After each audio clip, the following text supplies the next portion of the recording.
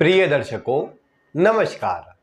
आज मैं आप सभी को जन्म कुंडली के लाभ भाव में राहु का फल बताने वाला हूं।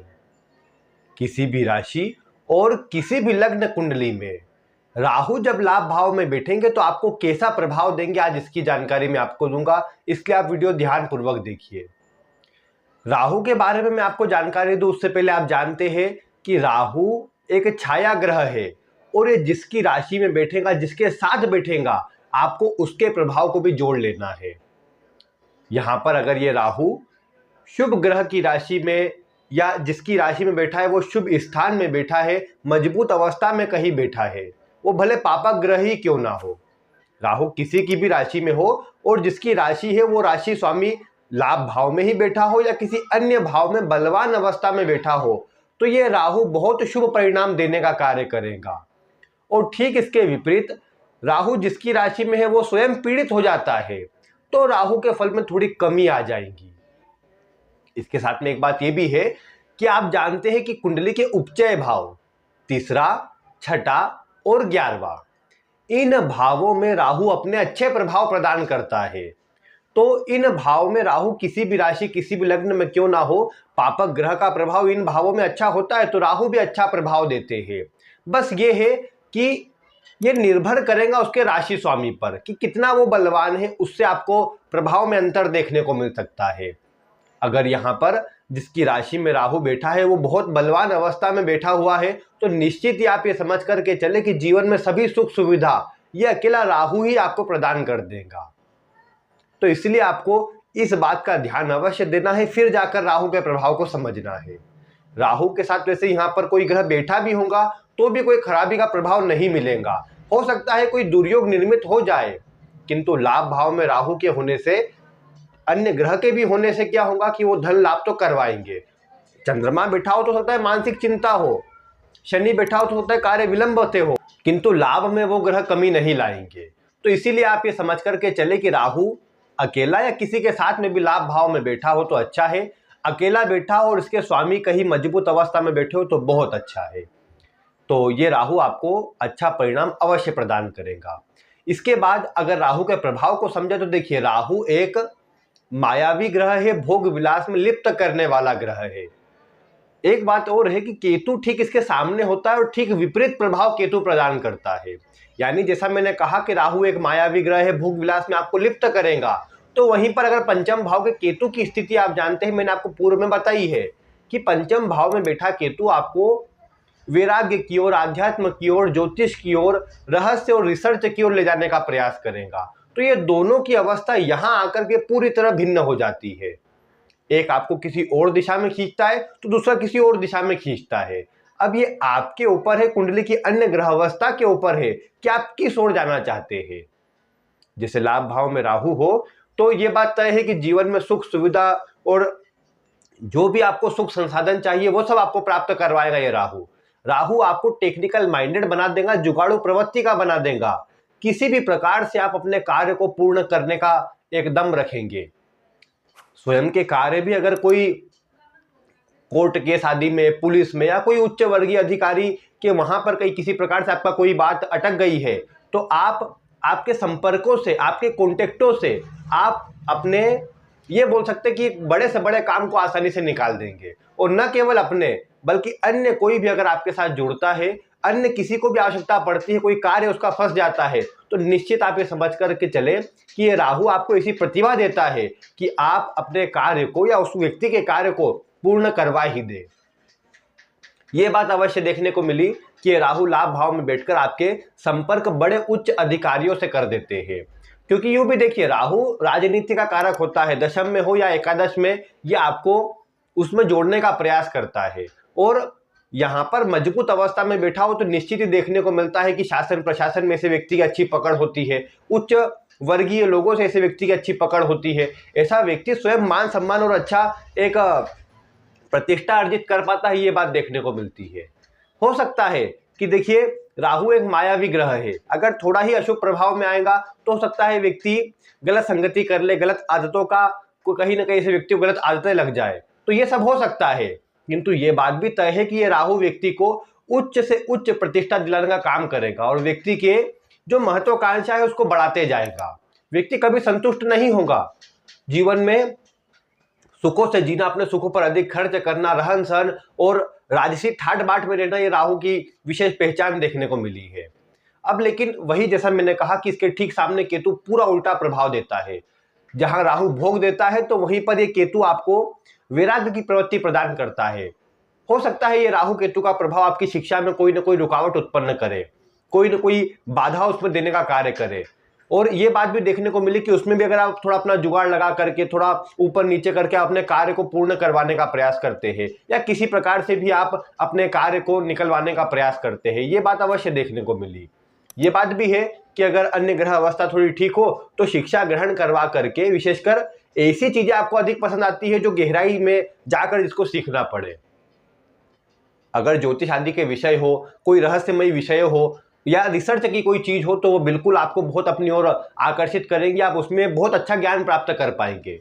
कई लोगों को आप देखेंगे जिनके पंचम भाव में केतु है, यानी लाभ भाव में राहु है, तो वो क्या करते हैं कि अगर आप शिक्षा आदि की बात करेंगे, किताबी ज्ञान कुछ हासिल नहीं किया, लेकिन जहां बात आई ज्योतिष की या कोई चीज रिसर्च करके सीखने की, वहां उनका जो एक पढ़ाई में कॉन्सेंट्रेट है या इसको सीखने में जो ध्यान है उनका, पूरा आपको मजबूत नजर आएगा। ये बात नजर आती है यहाँ पर केतु के प्रभाव से पंचम भाव में।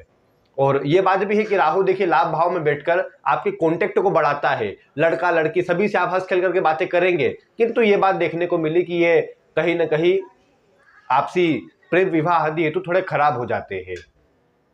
तालमेल आप अच्छे रखने का प्रयास करेंगे, आप अच्छा करने का प्रयास करेंगे, किंतु ये राहु थोड़ा मायावी हो जाता है ना, तो इसका प्रभाव क्या है कि थोड़ा ही ये अशुभ हुआ तो आपको थोड़ा स्वार्थी बना देगा। आप एक बार के लिए सोचेंगे कि मैं इसके लिए कर रहा हूं, लेकिन बदले में मुझे क्या मिलेगा। तो ये बात भी कई बार ये राहु में आ जाती है। अगर इसलिए मैंने शुरुआत में कहा कि जिसकी राशि में है वो बलवान है, तो ये राहु आपको अपने आप इतना दे देगा कि आपको आवश्यकता नहीं पड़ेगी। लेकिन जिसकी राशि में है वो नीच राशि में है, कमजोर है, पीड़ित हो रहा है, तो फिर देखने को मिलेगा कि कहीं ना कहीं ये राहु जितनी आप अपेक्षा कर रहे हैं कि उसका अच्छा प्रभाव मिले, उसमें कमी ले आएगा। और वो कमी सभी चीजों में देखने को मिलेंगी। आपके संबंधों में, आपके पिता से संबंध खराब हो जाए, बड़े लोगों से संबंध खराब हो जाए, जहां से लाभ हो रहा था वहां स्वयं आप अपनी वाणी से, अपने कार्य से नुकसान की स्थिति बना ले। जो अगर प्रेम संबंध आदि जुड़े थे तो वहां पर किसी न किसी प्रकार से कोई स्थिति बने कि वो भी टूट जाए, तो मन में आपकी एक फ्रस्ट्रेशन, एक चिंता, एक गुस्से का प्रभाव बढ़ जाए, ये सब बातें आ जाती है। क्योंकि अब यहाँ वही बात है ना कि राहु और केतु में दोनों ही बातें आ जाती है। मायावी प्रभाव तो है इनका और महत्वपूर्ण प्रभाव है, किंतु ये बात है कि दोनों ही प्रभाव जब मिले जुले चलते हैं तो वो निर्धारित करना होता है कुंडली के बल से कि कौन सा आपको ज्यादा मिलेगा। जैसे आप में जो बातें बता रहा हूं उससे देखिए कि आपके जीवन में ज्यादा कौन सा मिल रहा है, और आप अपने जो जिस राशि में राहु है उसके स्वामी को भी देखिए कि उसकी अवस्था किस प्रकार की है। उससे थोड़ा और आप जान पाएंगे कि ये राहु आपको वास्तविकता में कैसा प्रभाव देने वाले हैं, तो उससे आपको थोड़ी सटीकता प्राप्त हो पाएंगी। ये बात है कि कहीं आप जैसे अगर मजबूत राहु हो तो आप देश विदेश से कॉन्टेक्ट जोड़ सकते हैं, आप बाहर रह करके अधिक सफल हो सकते हैं। क्योंकि ये बात है ना कि आपको अन्य लोगों के सहयोग में थोड़ी कमी देखने को मिलेगी। दोस्त मित्र आदि भी आपसे काम निकलवाने के लिए जुड़े, अन्य लोग भी आपसे काम निकलवाने के लिए जुड़े। आपकी जो क्षमता है उसका अन्य लोग फायदा उठाने का प्रयास करें, और वही चीज कई बार आपको अखर भी जाती है कि क्या मतलब ऐसा कुछ करके कि जिससे मुझे कुछ लाभ नहीं हो रहा। लेकिन केतु आपको चाहता है कि आप ये चीजें करें, आप धार्मिकता में जुड़े रहे, आप दूसरों की सहायता करते रहे, आप सबके लिए अच्छा करते रहे, ये केतु चाहता है। और कई बार इसी असमंजस में आप पड़े रहते हैं कि किसके लिए अच्छा करना है, किसके लिए खराब करना है, और इसीलिए आपके मन में चिंता बहुत अधिक चलती रहती है। अब चिंता ऐसा नहीं, राहु लाभ भाव में बैठकर आपको सदैव आगे बढ़ना और आपकी अपनी इच्छाओं को पूरा करना इसी विचार में रखता है, तो वो चिंता खराब नहीं होती, क्योंकि आप सदैव सोचते हैं कैसे आगे बढ़ सकता हूँ और लाभ कैसे अर्जित कर सकता हूँ। इसके लिए कई बार आप शेयर मार्केट में, लॉटरी में, सट्टे में, जुए में, शेयर मार्केट तो ठीक है, एक बार फिर बुद्धि आदि से आप अगर रिसर्च करके कोई काम करेंगे तो लाभ आपको करवा सकता है, किंतु लॉटरी सट्टा आदि जैसे जो कार्य है, इनलीगल जो कार्य है, उसमें आपको एक राहु जोड़ दे और फिर आप वहां से धन लाभ तो कमा ले कुछ समय, या कई बार तो बड़ी हानि भी हो जाए। लेकिन ये बात तय है कि लाभ हो या हानि हो, ये बात तय है कि अगर आपको अनैतिक कार्यों से कोई लाभ हुआ है तो वो आपको नुकसान देकर के ही जाएगा, और अंततोगत्वा उसका परिणाम यही निकलेगा कि वो आपसे दूर चला जाए। वो किसी भी चीज पे आपके खर्च हो, लेकिन अवश्य होगा, ये बात ये दर्शाता है। कई बार फिर ये राहु की ही स्थिति कुछ पेट संबंधी परेशानी, या अगर जैसे कई बार संतान उत्पत्ति में बाधा। अब देखिए पंचम भाव में केतु है और राहु का प्रभाव आ रहा है, तो इसका मतलब ये नहीं संतान नहीं होगी, संतान होती देखी गई है, किंतु ये बात है कि उसको पालन पोषण में उसको थोड़ा आपको अधिक ध्यान देना पड़े, अधिक केयर करना पड़े, ये सब बातें आती है। और कोई अगर पंचम में शादी की स्थिति खराब हो तो थोड़ा और कमजोर प्रभाव ऐसे में बढ़ जाता है। अन्यथा राहु लाभ भाव में बैठ करके संतान का सुख देते देखे गए हैं, अन्य ग्रह अवस्था अगर ठीक हो तो, विशेषकर गुरु की दृष्टि पंचम भाव आदि पर हो तो प्रभाव फिर भी थोड़ा अच्छा देखने को मिला। यहाँ पर देखिए राहु का प्रभाव अच्छा लेना है तो ये आवश्यक है कि जिसकी राशि में उसको बलवान करे। दूसरे नंबर की बात है कि आपको अन्य लोगों की सहायता करना है, ये ना सोचिए उनसे क्या मिलेगा, आप उनकी सहायता करेंगे तो निश्चित ही आपको अच्छा परिणाम मिलेगा। दूसरे नंबर की बात, राहु लाभ में है तो केतु हो जाएंगे पंचम में, आपको कोशिश करना है कि सूर्य और शनि के फल को अच्छा रखे, क्योंकि काल पुरुष की कुंडली में इन्हीं का जो प्रभाव है वो आपके इन भावों पर आता है। तो सूर्य को कैसे अच्छा रखेंगे, आप पिता का सम्मान करें, बड़े लोगों का सम्मान करें, उनका आदर करें, झूठ कम से कम बोले, क्योंकि राहु झूठ बोलने की प्रवृत्ति प्रदान करता देखा गया, विशेषकर सूर्य के साथ तो ऐसा व्यक्ति आंख में आंख मिला करके झूठ बोलेगा और कोई इसको पकड़ भी नहीं पाएगा, तो ये सब बातें आ जाती है, तो इसलिए बचिएगा उससे। यहाँ पर ये बात भी ध्यान रखना है कि मांसाहार मद्यपान ऐसी कोई चीजों में न जाए, अन्यथा राहु जो लाभ करवा रहा था आप सोचेंगे कि कुछ भी लाभ नहीं हुआ, सब कहते राजयोगकारी है, अच्छा प्रभाव देने वाला है, लेकिन कुछ नहीं मिला।